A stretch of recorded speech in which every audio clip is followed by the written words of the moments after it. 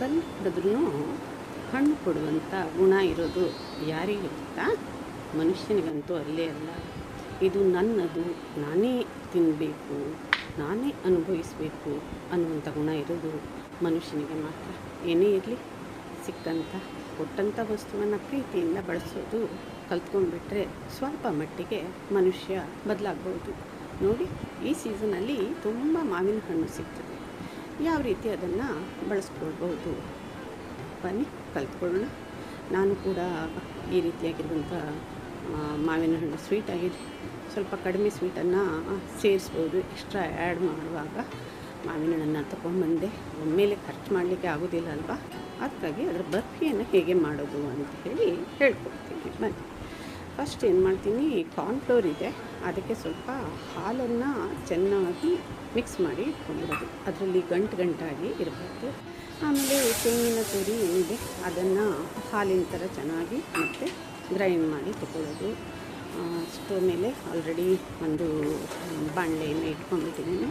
ಹಾಲನ್ನು ಸೇರಿಸಿ ಅದಕ್ಕೆ ಸ್ವೀಟನ್ನು ಎಷ್ಟು ಬೇಕು ಅಷ್ಟನ್ನೇ ಹಾಕ್ಕೊಳ್ಳೋದು. ಆಮೇಲೆ ಕಾಯನ್ನು ಗ್ರೈಂಡ್ ಮಾಡಿ ಇಟ್ಕೊಂಡಿದ್ದೀನಲ್ಲ ಅದನ್ನು ಕೂಡ ಮಿಕ್ಸ್ ಮಾಡಿಬಿಡೋದು. ಲೋ ಸಿಮ್ಮಲ್ಲಿ ಒಂದು ಕಡೆ ಅದು ಬಿಸಿ ಆಗ್ತಾ ಇದೆ. ಕರಿದು ಬಿಡಲಿ, ಸಕ್ಕರೆ ಎಲ್ಲ ಮಿಕ್ಸ್ ಆಗಿ. ಆಮೇಲೆ ಈ ಮಾವಿನ ಹಣ್ಣಿಂದ ಏನು ತೆಗೆದುಕೊಂಡಿದ್ದೀನಲ್ಲ ಕಟ್ ಮಾಡಿ ಅದನ್ನು ಚೆನ್ನಾಗಿ ಸಾಫ್ಟಾಗಿ ಗ್ರೈಂಡ್ ಮಾಡಿ ತೊಗೊಂಡ್ಬಿಟ್ಟು ಅದನ್ನು ಮಿಕ್ಸ್ ಮಾಡಿಬಿಡೋದು.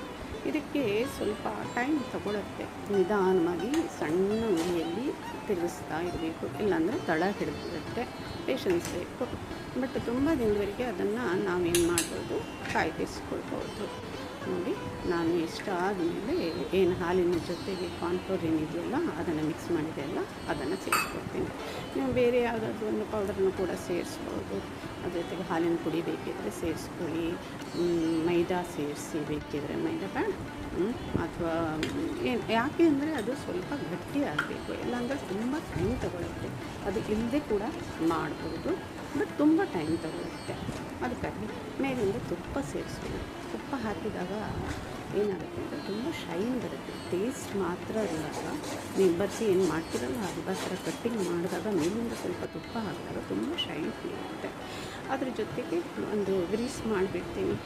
ಏನು ಒಂದು ಟ್ರೇಗೆ ಸ್ವಲ್ಪ ಬೇಕಿದ್ರೆ ನೀವು ಏನು ಹೇಳ್ತೀವಿ ಇಲಾಚಿ ಪೌಡರ್ ಬೇಕಿದ್ರೆ ಸೇರಿಸಿ, ಬೇಡ ಅಂದರೆ ಬಿಟ್ಬಿಡಿ. ಯಾಕೆಂದರೆ ಆಲ್ರೆಡಿ ಅದರದ್ದೇ ಆದಂಥ ಒಂದು ಒಳ್ಳೆಯ ಪರಿಮಳ ಇರುತ್ತೆ, ಮ್ಯಾಂಗೋದೇ ಪರಿಮಳ ಇರುತ್ತೆ.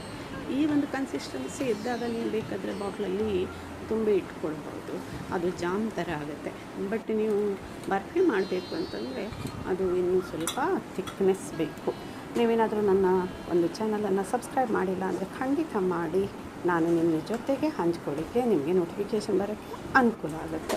ನೋಡಿ, ನಿಧಾನವಾಗಿ ತಳ ಬಿಡ್ತಾ ಇದೆ. ಸ್ವಲ್ಪ ಲೇಟ್ ಮಾಡಿದ್ರೂ ತಿರುಗಿಸ್ತಾ ಇದ್ದಿದ್ರೂ ಕೆಳಗಡೆ ಹತ್ತಿ ಹೋಗಿಬಿಡುತ್ತೆ, ಸ್ಮೆಲ್ ಬೇರೆಯೇ ಬಂದುಬಿಡುತ್ತೆ. ಲಾಸ್ಟ್ ಮೂಮೆಂಟಲ್ಲಿ ಸ್ವಲ್ಪ ಕೇರ್ಫುಲ್ಲಾಗಿ ಮಾಡಿ. ನೋಡ್ತಾ ಇದ್ದೀರಲ್ಲ, ಇಷ್ಟು ಚೆನ್ನಾಗಿರುವಂಥ ಟೇಸ್ಟಿಯಾಗಿರುವಂಥ ಮಾವಿನ ಹಣ್ಣು. ಫಸ್ಟ್ ಒಮ್ಮೆ ಟ್ರೈ ಮಾಡಿ, ಸ್ವಲ್ಪ ತಗೊಂಡು ಟ್ರೈ ಮಾಡಿ, ಆಮೇಲೆ ಜಾಸ್ತಿ ಮಾಡಿ. ಆಗಲಿಲ್ಲ ಅಂತ ಒಮ್ಮೆ ಕಲ್ತ್ಕೋಬೇಕು, ಆಮೇಲೆ ಮತ್ತೊಮ್ಮೆ ಜಾಸ್ತಿ ಒಂದು ಮಟ್ಟದಲ್ಲಿ ಅದನ್ನು ಮಾಡಬೇಕು. ನೋಡ್ತಾ ಇದ್ದೀರಾ, ನೀವು ಮಾಡಿ ಟೇಸ್ಟನ್ನು ಲೈಕ್ ಮಾಡೇ ಮಾಡ್ತೀರಾ. ಆಮೇಲೆ ಶೇರ್ ಮಾಡಿಕೊಂಡು ಲೈಕ್ ಮಾಡಿ, ಸಬ್ಸ್ಕ್ರೈಬ್ ಮಾಡಿ. ನೋಡಿ, ಇಷ್ಟು ಸಾಫ್ಟಾಗಿರುವಂಥದ್ದು. ಒಂದು 2 ಟೈಟ್ ಬಾಕ್ಸಲ್ಲಿ ಹಾಕಿ ಇಟ್ಕೊಂಡ್ಬಿಟ್ರೆ ಎಷ್ಟು ದಿನ ಕೂಡ ಯೂಸ್ ಮಾಡ್ಬೋದು.